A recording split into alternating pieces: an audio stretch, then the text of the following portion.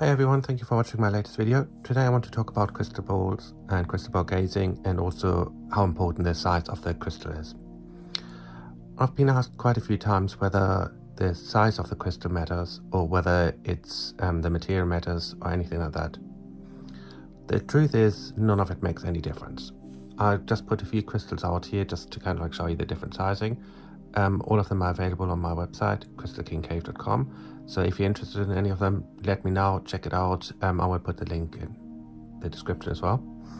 But as you can see, they're all different sizes, all different shapes, and even this one has like a big druzy cave. And they all still work the same. It just, sometimes it's down to preference, sometimes it's down to what we're most drawn towards. For example, when I'm kind of like traveling as such, I don't want to take something that size with me, but I might want to take something like this because it still works. It still kind of like does the same thing. What happens is when we're looking at a crystal ball, we're not actually seeing images in the crystal. What happens is it activates, like gazing into it, activates our third eye, and we're getting the images in there. So I'm looking, for example, as I'm gazing into it, you just keep looking until you start seeing an image form in your third eye, and just kind of like go with that and just kind of like wait until it happens.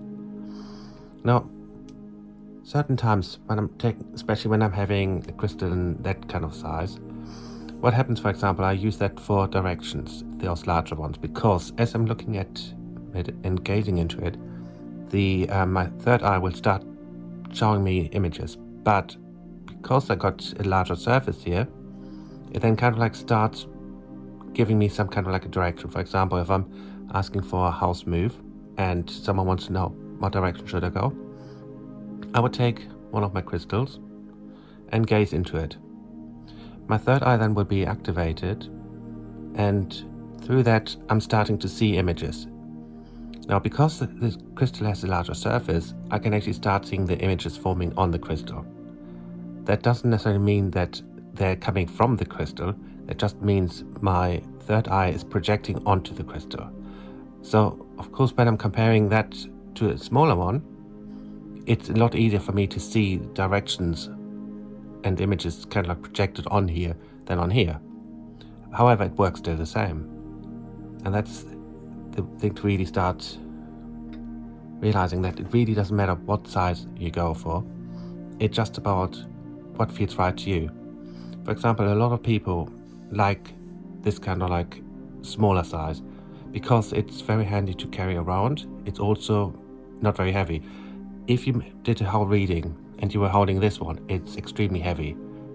So after a while, your arm starts getting tired, your hand starts getting tired, and it doesn't really feel that good because the crystal ball needs to be held. You can't really have it on the table because then you don't get the same energy. So a lot of people prefer this kind of like size because it just kind of like, it's easy to carry. It really is kind of like, you got it just here and you can start gazing into it, and at some point it should start elevating your intuition. It should start making you see things, and as your third eye is activated, you will start getting a good feel of what's going on, what is being said, what the guys want to show you. Now, those kind of like large crystals, this one is so heavy I would have to hold it in two hands. Now, what do you do when you have a crystal that got a big druzy cave like this, because there's no surface here? Do you do? So you just turn it. And I mean, that's kind of like obvious, but I have been asked, for example, before, how can you do a reading with a crystal that has a big druzy cave? Now, some people will still try to read on this because there's still enough surface here, but ultimately it's not as easy. I mean, it is quite a heavy one. I'm just about managed to hold it in one hand, but I would say if you have something like that, hold it in both hands and the idea part is to find the surface that's kind of like here where it's quite dark, because then you can just really gaze into it. You kind of like let your third eye really open up and get some messages from it. So it really doesn't matter what material you use. It doesn't matter what size you use, as long as you find something that has a nice surface and you can just really gaze into it and just let your third eye open up and be elevated to a point where you can start seeing images. As I'm holding this here now, because I'm not connecting with it at the moment, it's kind of like not showing me anything. But then, of course, if I would start asking a question and I'm focusing on it, I will notice that there's some images starting to build. Now, like I said, the images are not building on the crystal itself, they're building in your third eye and projecting onto the crystal. It's similar to, let's put that away, it's too heavy. It's similar to fire gazing, because of course you're not seeing the images in the fire, but the fire kind of like creates a certain distraction for your mind. It's again, we talked about that before, it's about the monkey mind. A lot of the tools that we're using for psychic readings are to switch off the monkey mind so that we can start to fully focus on what it is that we're actually trying to see. So therefore, like I said, the size really doesn't matter on this. However, now coming to the whether the stone makes a difference, it depends. If you're a beginner, I would say get something that is very dark, something like this one here, for example, where you have a lot of dark surface and it's quite easy to hold. A lot of people find that clear crystal balls are not that easy for them because it's kind of like doesn't give them the reflection. So I would say as a beginner, go for something that has a more dark look to it. For example, this one here, the fact that this surface is so nice and big and dark, it's also perfect beginner stone, but of course you don't necessarily want to spend that kind of like money to get your beginner crystal ball. But anything like that has a dark surface is very good for beginners. Now, I do then also find, because crystals all got different energies, for example, if I'm looking for example, someone needs to go through a certain amount of healing and is trying to figure out when is it going to get better and all this kind of thing, I'm using a crystal usually that is connected to healing. So this one is like an amethyst. Amethyst, as most of us know, is very good for healing energies. So I would use that one and just kind of like wait for the kind of like messages to come through to tell me what is happening, where it's going. And therefore, something like that would be perfect if you want to know anything about healing. Or something like the sunstone. This is again another great one for when you have to kind of like get a very good feeling about healing. But again, this and also the amethyst, as you can see, they're very light. So I would say if you're a beginner, don't go necessarily for a crystal ball that has a light color. Go for a darker one. It just naturally works better. The other thing you should notice is when you kind of like connect with your crystal and ask questions, you should sense the vibration. You should sense that there's something coming from the crystal itself. The sunstone, for example, it's like holding pure sun energy in your hand. And even though I'm not connected, I can feel the warmth that's coming from it. It's kind of like shooting through all my arm as I'm holding it. And that kind of like tells you it's a genuine stone and it has a good quality to it.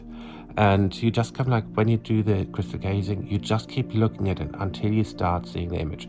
And that's really the key to it, is that there's no trick or anything like that. You just gaze into the crystal until it starts showing you something that starts feeling like something. You might find initially that as you gaze into it that you ask a question and the image building is just very vague and doesn't have a very strong feel to it. And that's totally normal and that's totally fine. Just kind of like work with it. After a while, like now when I'm looking at a crystal, it kind of like comes straight through and it just feels very much like, okay, I'll get an answer very quick and very straightforward. And that's how it goes after a while. But initially, just be patient with it. Take your time. It won't be something that you can do overnight, but as long as you keep working on it, you will find it helps you. So I would say, if you're now starting off, get yourself a crystal ball that is ideally slightly darker, that actually feels right for you. So I would say this is a perfect beginner size, or something like that would work as well, that size. But ideally for a beginner, something this size is best, because that way you can kind of like hold it easier and you have a larger surface to gaze. Because also the thing to bear in mind that when we start gazing at something and we're not used to it, we kind of like keep going all over the place because it's natural for our eyes to wander and everything. Something like that has a nice large surface, so you can just keep gazing at it, keep asking a question. For example, I would say start with directions. Directions are always the easiest ones to start. Ask yourself, like, what direction should I, for example, you want to know, let's say someone, I mean, the moving one is always the best one. Let's ask, say, for example, you know someone that wants to move and they don't know what direction they should go, should be looking at. Keep in your mind what direction should they move, and then keep the question over and over in your mind and gaze at the crystal. At some point, you should start seeing something in your mind's eye where there's some kind of like an error in a certain direction. And by having a larger surface, what happens is you then kind of like should start seeing, for example, an error going into this direction. So you know it's northeast. Yeah, northeast. And so then you can say to your friend or to whoever you read for, yes, we're looking around northeast energy. And that's kind of like how you then kind of like can start working with the crystal. Then at some point, once you kind of like established that and kind of like got good connection with it, you can start asking other questions. And you will start seeing certain symbolisms or certain signs. For example, you might ask, is this the right thing for someone to do? And you might suddenly see like a stop sign or a warning sign appearing here. Now, of course, that is appearing in your mind's eye, in your third eye, but it's projecting onto the crystal, which is why, as a beginner, it's very good to have one that is slightly larger, that kind of like gives you more of a projection surface as such. So that just keep working with that and just keep working until you find that you're attuned to your crystal well enough, and then you can just very easily link into it. Like now, for example, if I'm doing a reading and someone asks me anything to do with movement or anything that I want to have a very quick, specific answer, I always got a crystal ball near me, just have a very quick gaze, and it takes me seconds now to link in and see what I need to see. Also, the thing is like for myself, I see colors coming from it. Now, even though this is like a moss agate, it has a lot of greens and everything in it. When I'm looking at it and asking certain questions, the color sometimes changes. Again, it's not the crystal changing, it's my third eye projecting the color onto the crystal. So a crystal ball is only really a projection tool, but it's also helps us to focus on our third eye, on our mind's eye, to really start bringing out what we need to see. So it's a really great tool. If you want to start your psychic journey or you just love crystals, crystal balls are an amazing tool to get very quick answers and quite specific. I work with them quite a lot. I love working with them, as you can probably see on my setup here. And I do have different crystals for different times. So go for something that feels right for you. Go for something that actually gives you the kind of like feeling. As soon as you look at it, you feel like, oh God, I want this one. I feel really drawn to it. And then you know this is the right one for you. Take your time getting to know your crystal. Take your time getting to know how it works for you. And most important, always charge the crystal on the full moon. If you're using your crystal a lot, make sure you cleanse it regular. So that could be like, excuse me, running through cold water, like over under cold water, or using sage, whatever works for you. I would say, of course, when you have a crystal that has a big druzy cave, I would personally avoid using water. With something like that, I would just use white sage and smudge it as such. But whatever works for you, just make sure you cleanse it regular and charge it up on a full moon. Apart from that, just have really fun with the crystals, because crystals are amazing tools, and the more you connect with them, the more you tune into their energy, the more exciting it becomes, the more exciting your connection to them becomes. So hopefully that helps a little bit, and if you've got any questions, let me know.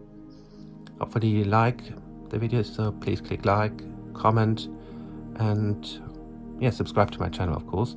And yeah, if you want to purchase any of these crystal balls, they're all available on my website, crystalkingcave.com. The link is below, and I got a few more on there, of course. But yeah, hopefully that helped a little bit, and until next time, thank you.